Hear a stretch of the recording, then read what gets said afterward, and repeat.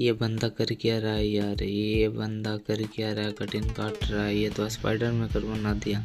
आज हम भी स्पाइडर मेकर बनाने का प्रयास करेंगे। इसके लिए एक सादा पेपर का उपयोग करेंगे और देख पाते हैं हम लोग कि बना पाते हैं या नहीं बना पाते हैं स्पाइडर मेकर।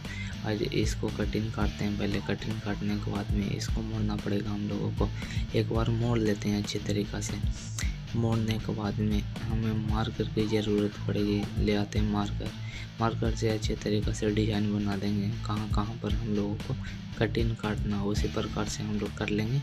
उसके बाद हम देख सकते हैं आपकी हम कर लिए हैं। इसके बाद से हमको कैंची की सहायता पड़ेगा, जिसे अच्छे तरीक़े से कटिंग काटना पड़ेगा हम लोगों को। अगर कटिंग काट देते हैं अच्छे तरीक़ा से, देख सकते हैं हम लोग कि कितना आराम आराम से काटा जा रहा है।